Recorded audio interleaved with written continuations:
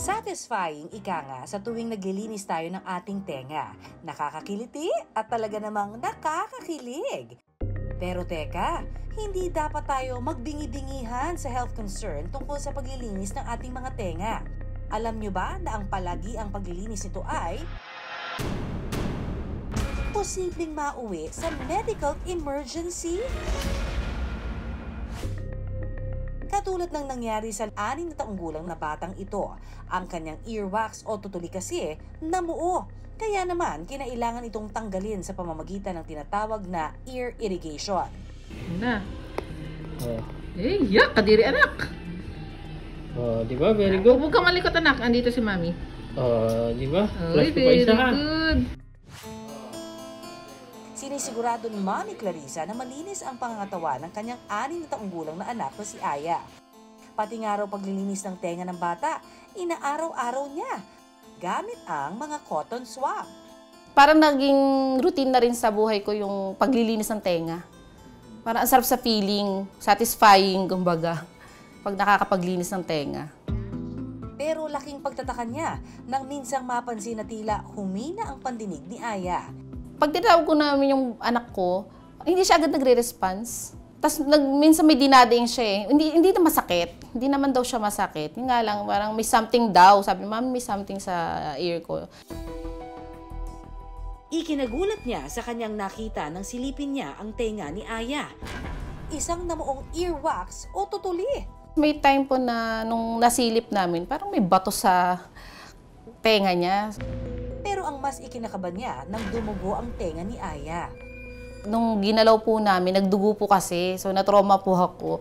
Kaya dinala ko po agad dito sa Army General Hospital.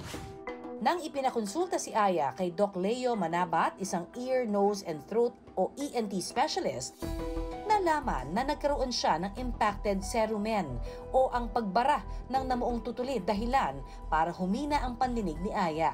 Kapag nag-impact or bumara yung tutuli sa tenga natin, mau-occlude niya yung pasok ng hangin. Unang-una, makakaramdam yung patient ng pressure. Dahil dun sa pressure, pwede siyang magkaroon ng parang kirot or pain, o kaya parang puno yung tenga, yun yung pakiramdam niya. Pero mas lalo niyang ikinagulat ang posibleng dahilan ng pagbara ng tutuli ni Aya. Ayon kasi kay Doc, posible raw itong dahil sa palagiang paggamit ng cotton swab sa paglilinis ng tenga. Ang nangyayari po, pagka araw-araw po tayo nagko-cotton buds, natutulak po natin pabalik sa loob yung earwax. Doon po naiipon siya, tumitigas at nagiging impacted na po na cerumen. Ear irrigation ang isang solusyon para maalis ang namuong tutuli. Ito yung process ng pag-introduce ng tubig na may kaunting pressure para ma-wash out natin yung naka-impact na wax. No? So, ang pressure niya usually very gentle lang, very mild, at saka yung tubig natin is dapat body temperature para hindi po mahilo yung patient. Sa iba, mayroon pong pinakamura po siguro is nasa 600. Yung iba, per ear po, sir. Yung pinakamahal kasi yatang nabalitaan ko is both ears, inabot siya ng 3,000. No? Pero yung pinakamura siguro is mga 1-2, 2 ear po, sir. Ang tutuli ang humaharang ng mga dumi tulad ng alikabok para hindi makapasok sa loob ng ating tenga. Dahil dito, naiiwasan ang pag-build up ng bacteria at mold sa tenga. Ang component niya kasi medyo acidic po siya. Mini-maintain niya yung normal flora ng tenga natin. Ibig sabihin, kinikip out niya yung mga bad bacteria. Yung wax natin, medyo acidic siya, so hindi siya tutubuan ng mga amag tsaka ng mga bad bacteria. No? Kaya yung tendency na kapag masyado nating nasobrahan na nilinis natin yung tenga, nagkakaroon usually ng ear infections. Payo ni Doc, huwag araw-arawin ang pagtanggal ng tutuli sa ating tenga. Usually, ang paglinis, as needed lang siya madedetermine nyo, sir. Usually, once or twice a week. Sa outer ear lang po natin, sir. Pero, huwag din naman daw itong patagalin bago bumisita sa isang ENT katulad ng nangyari sa 61-year-old na si Aling Susan. Paano ba naman kasi? 6 na taon raw simula nang huli siyang magpalinis ng tenga sa isang ENT specialist. In-experience ko yan una, pag-flash ganun, parang may sumabog, okay na. Kasi the following day, pumunta na agad ako sa doktor. Ngayon parang matagal na. Dahil dito, humina raw ang kanyang pandinig at nagkaroon ng tila umuugong na tunog sa kanyang kaliwang tenga.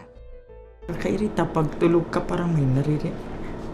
May naririnig ka ba na parang ugong? Yun lang, pero no pain talaga siya. Dito niya napagdesisyonan na sumailalim ng ear irrigation. Ma'am, ipa-flash na natin ha. Mainit po ba ito, ma'am? Nakakapaso? Hindi. Hindi. Maligam-gam? Kaya naman po.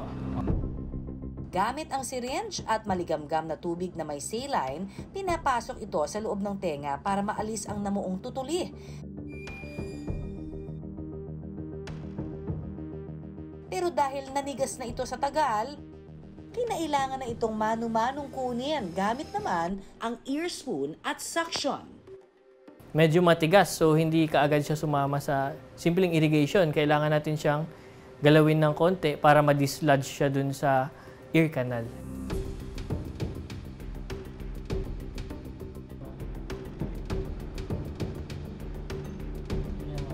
Matapos ang halos 3 minuto, natanggal din ni Doc ang namuong earwax sa loob ng tenga ni Aling Susan.